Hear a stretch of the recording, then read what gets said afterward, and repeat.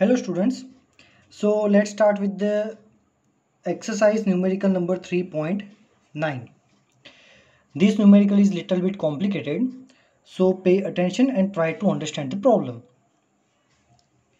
Two towns A and B are connected by a regular bus service.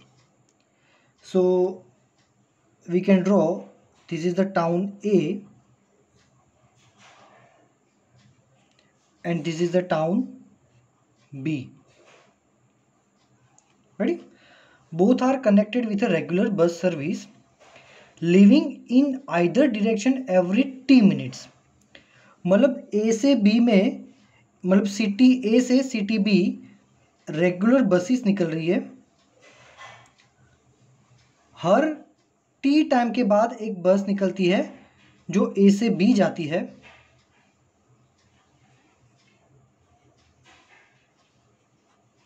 और same बस B से ए भी जाती है with the regular time t.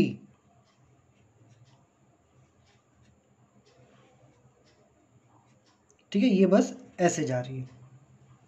Ready? Okay, now बस is starting from every T minutes. अब यहाँ पे हम बस की वेलोसिटी कंसीडर करें. सो क्वेश्चन में लिखा है कि बस की वेलोसिटी कांस्टेंट है. चलो पहले क्वेश्चन पूरा पढ़ लेते हैं. A man cycling with a speed of 20 km/h in the direction A to B. मतलब A से B में एक साइकिल चलाता हुआ बंदा जा रहा है. ठीक है, this is the cycle and he is moving from A to B. Ready? So we can say velocity of bicycle is 20 km/h. So we will write here velocity of cycle is Vc and it is a 20 km/h. ठीक है, चलो. This cyclist noticed that a bus goes past him every 18 minutes in the direction of his motion. Bus which is in the direction of cyclist with every 18 minute. मतलब ये क्या note कर रहा है कि जो बस ये डायरेक्शन में जा रही है वो हर 18 मिनट में उसको क्रॉस कर रही है. And every 6 minute in the opposite direction.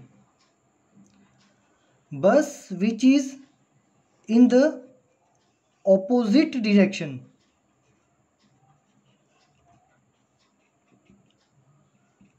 of cyclist with every 6 minutes. What is the period t of the bus service and what speed which is assumed to be constant do the bus ply on the road. मतलब बस की velocity constant है, ऐसा आपको question में बोल दिया है. ठीक है, सो यहाँ पे हम लिखेंगे वेलोसिटी ऑफ बस, उसको हम बोलेंगे Vb. और ये वेलोसिटी कैसी है? कांस्टेंट है.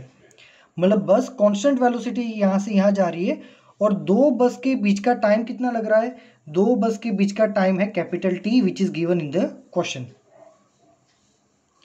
रेडी? चलो, so what will be the distance between two buses.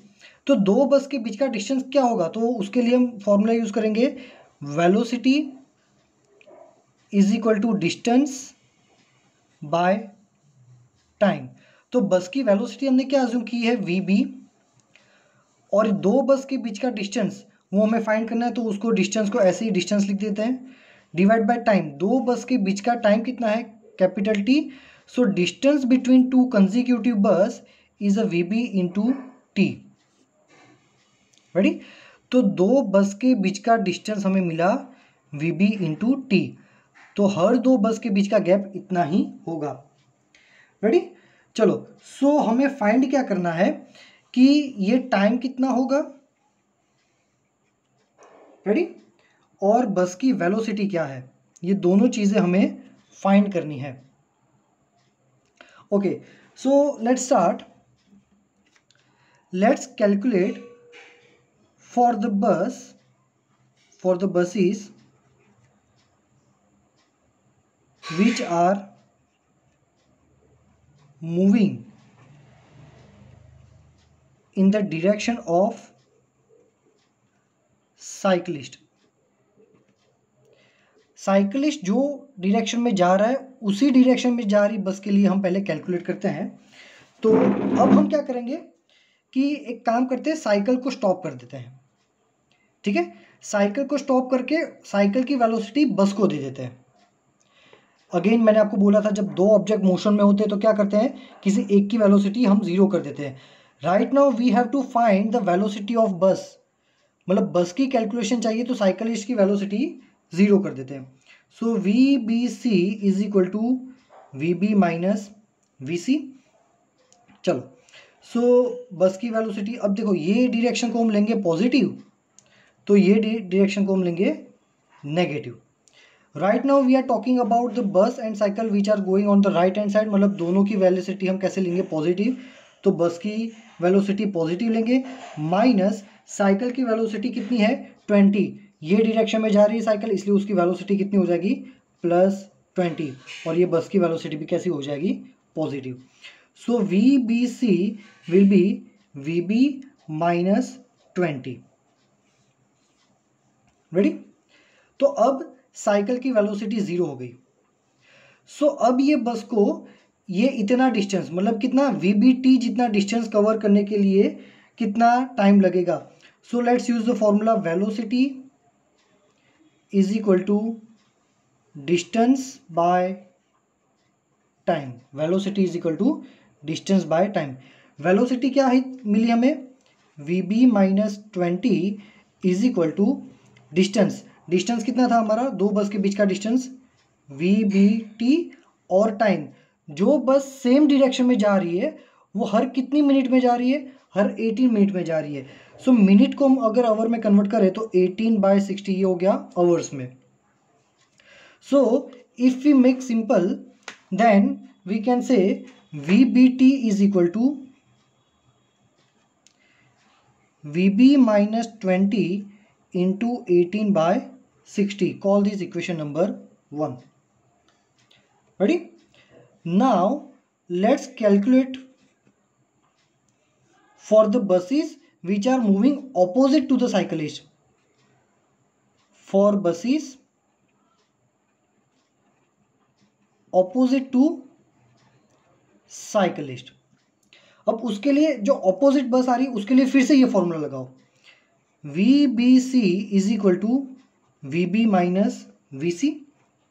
Okay, so अब ये जो बस है साइकिल के ऑपोजिट ये डायरेक्शन में जा रही है, तो ये डायरेक्शन नेगेटिव है, तो वेलोसिटी ऑफ बस कैसी लेंगे हम, negative, minus VB minus VC। But cyclist तो ऐसे ही जा रहा है, सो साइकिलिस्ट की डायरेक्शन तो पॉजिटिव ही होगी, so that will be +20 because cyclist की वेलोसिटी हमने कितनी बोली है 20। रेडी?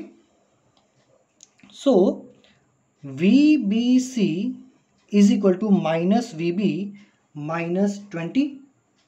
दैट मीन्स अगर मैं यहाँ से माइनस कॉमन निकालूँ तो क्या हो जाएगा, VB + 20। So that means this velocity has a direction negative but value is VB + 20। Ready? So इसके जैसा केस यहाँ पर भी आ गया। नाउ ये फॉर्मूला यूज किया था, सेम फॉर्मूला हम यहाँ भी यूज करेंगे, velocity is equal to distance by time. Ready? चलो, वेलोसिटी की वैल्यू क्या है, VB + 20, तो यहाँ पे लिखो VB + 20, डिस्टेंस कितना हुआ है VBT divide by time. Opposite बस कितनी मिनट में आ रही है, हर 6 मिनट में आ रही है, तो इसको सॉल्व करते हैं तो यहाँ पे अब आएगा, उसको 6 मिनट है उसको ओवर में कन्वर्ट करो तो 6/60, 6 बाय कितना हो जाएगा 60।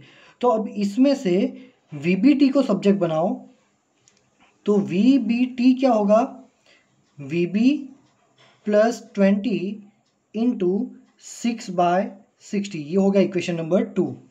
So now you have equation number 1 and equation number 2। देखो बहुत ही सिंपल है, क्या किया, पहले हमने ये किया कि जो बसेस यहाँ पे जा रही है ये डायरेक्शन में, उसकी रिलेटिव वेलोसिटी फाइंड कर ली, फिर velocity is equal distance by time करके वीबीटी की फॉर्मूला बना दी। फिर अगेन हमने ये लिखा ऑपोजिट बस के लिए रिलेटिव वेलोसिटी, फिर velocity is equal distance by time करके उसके लिए फॉर्मूला बना दिया। Now we have a two formula which is equation number 1 and equation number 2। दोनों का लेफ्ट हैंड साइड सेम है, so we will equate right hand side. So V B minus 20 into 18/60 is equal to V B plus 20 into 6/60। This 60 is cancelled, so क्या हो जाएगा, we B minus 20 into 18/6, ये 6 को नीचे ले लो, is equal to V B plus 20, तो ये हो जाएगा 3। रेडी। सो अब इसको अगर सॉल्व करें, सो 3 को अंदर मल्टीप्लाई करो तो क्या हो जाएगा, 3VB minus 60 is equal to V B plus 20। अब इसमें से VB सॉल्व करोगे तो VB आ जाएगा आपका 40 किलोमीटर पर आवर, है ना। ये आखिरी वाला स्टेप मैंने लिखा नहीं, जगह नहीं इसलिए। सो VB क्या आएगा, 40 किलोमीटर पर आवर। नाउ हमें और क्या फाइंड करना है, हमें तो T भी फाइंड करना है। सो T के लिए हम क्या करेंगे, सो देखो ये जो VB की फॉर्मूला है ना, VB की वैल्यू 40, वो VB की वैल्यू तुम इक्वेशन नंबर 1 या इक्वेशन नंबर 2 दोनों में से किसी एक में डाल दो। सो VB की वैल्यू डालने के बाद सिर्फ T बचेगा, ये T आप इसमें से या इसमें से, दोनों में से कोई भी फॉर्मूला से फाइंड कर सकते हो। रेडी। सो वैसे मैंने सॉल्यूशन तो मैंने आपको भेज ही दिया है, तो T की वैल्यू उसमें दी हुई है। T में भी आएगा आपका अप्रोक्सीमेटली 9 मिनट्स, है ना। सो सॉल्यूशन देख लेना, आपका शायद आवर में आएगा, आवर को मिनट में कन्वर्ट करोगे तो 9 मिनट आ जाएगा। बस कुछ नहीं करा, VB की वैल्यू इक्वेशन नंबर 1 या 2 में आपको प्लेस कर देनी है, that's it. Ready. So this one is the one of the complicated numerical of your chapter. Ready. So let's start with the next numerical, which is a 3.10.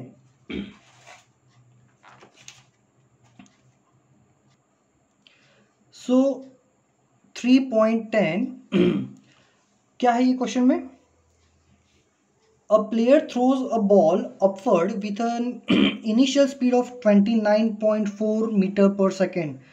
So this is the ground level, और यहाँ से क्या कर रहा है कि एक player जो है वो बॉल को अपवर्ड डायरेक्शन में थ्रो कर रहा है with initial velocity u 29.4 metre पर second.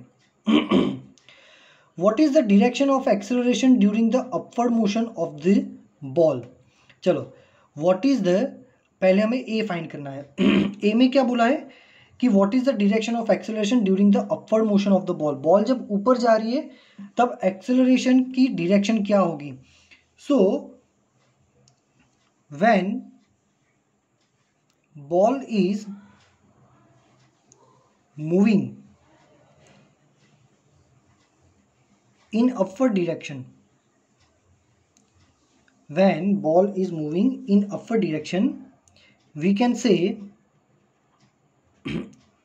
it is in the air. obviously कि बॉल जब ऊपर जा रहा है मतलब बॉल हवा में है, and in air gravitational acceleration always acts towards downward. Ready? It always acts towards downward. तो पहले का हमें आंसर मिल गया कि वेलोसिटी एक्सेलरेशन कहाँ होगी, डाउनवर्ड, नीचे की डायरेक्शन में होगी। Now let's solve the part B. What are the velocity and acceleration of the ball at the highest point of its motion? तो हाईएस्ट पॉइंट पे उसकी वेलोसिटी और एक्सेलरेशन कितना होगा। सो वी नो दैट कि हमें कब पता चलेगा कि बॉल हाईएस्ट पॉइंट पे पहुंच गया, जब उसकी फाइनल वेलोसिटी 0 हो जाती है तब। सो आंसर आएगा एट हाईएस्ट पॉइंट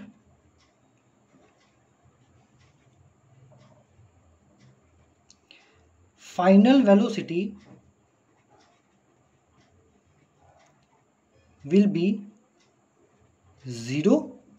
और वेलोसिटी 0 है मतलब उसकी कोई डिरेक्शन तो होगी ही नहीं। But gravitational acceleration, in short gravity, will act on downward direction. Ball जैसे ही ग्राउंड सरफेस को छोड़ के हवा में जाएगा, ग्रेविटी डाउनवर्ड ही लगेगी। फिर वो बॉल यहाँ हो या फिर रेस्ट पोजीशन पे हो मैक्सिमम हाइट पे, तभी भी ग्रेविटी तो लगेगी ही डाउनवर्ड।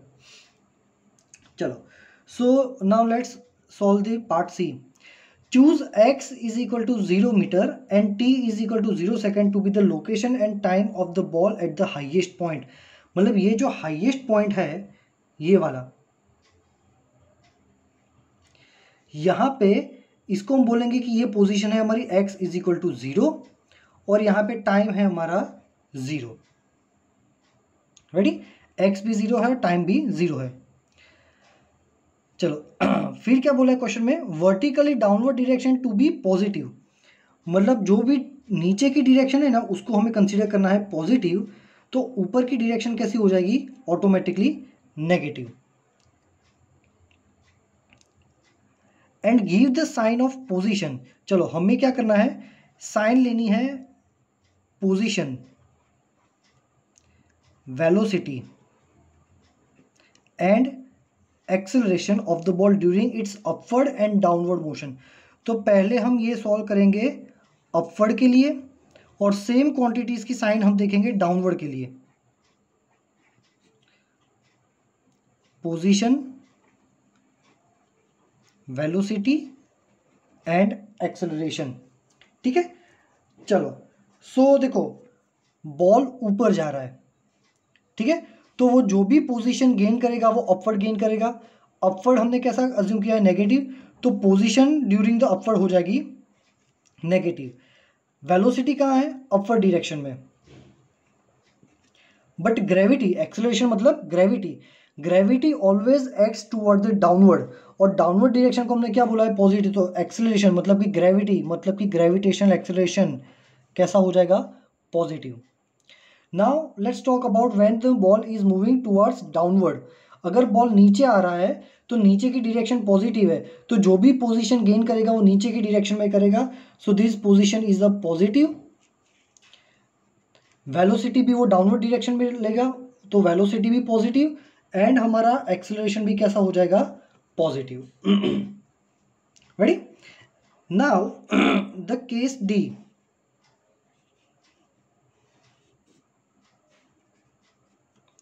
चलो डी में हमें क्या फाइंड करना है, to what height does the ball rise. ठीक है, बॉल मैक्सिमम कितनी हाइट गेन करेगा। ठीक है, अब देखो यहां पे हमें टाइम की कोई बात नहीं बोली, तो सिंपली यही फॉर्मूला यूज होगा जिसमें टाइम नहीं है, V square minus U square is equal to 2as। ठीक है, अब बॉल ऊपर जा रहा है, फाइनल वेलोसिटी हमारी 0, इनिशियल वेलोसिटी कौन सी डायरेक्शन में, अपवर्ड डायरेक्शन में। अपवर्ड डायरेक्शन को हमने कैसा कंसीडर किया है, नेगेटिव, तो वो वेलोसिटी हो जाएगी हमारी -29.4 उसका whole square is equal to 2। Acceleration मतलब ग्रेविटी कहाँ लगती है, नीचे, बॉल कहाँ जा रहा है, ऊपर। We are right now finding the maximum height, और केस कंसीडर किया कि बॉल ऊपर जा रहा है। चलो बॉल ऊपर जा रहा है पर ग्रेविटी नीचे लग रही है, डाउनवर्ड डायरेक्शन पॉजिटिव, तो ग्रेविटी हो जाएगी हमारी +9.8। रेडी, और ये जो डिस्टेंस है हमारा, बॉल जो भी हाइट गेन करेगा वो अपवर्ड डायरेक्शन में गेन करेगा। हाइट कौन सी डायरेक्शन में आएगी, अपवर्ड डायरेक्शन में।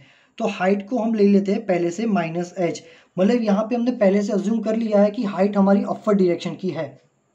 रेडी, अपवर्ड को नेगेटिव कंसीडर किया है। चलो तो इसको सॉल्व करते हैं। सो ये हो जाएगा -29.4 का whole square 864.36 is equal to 2 into 98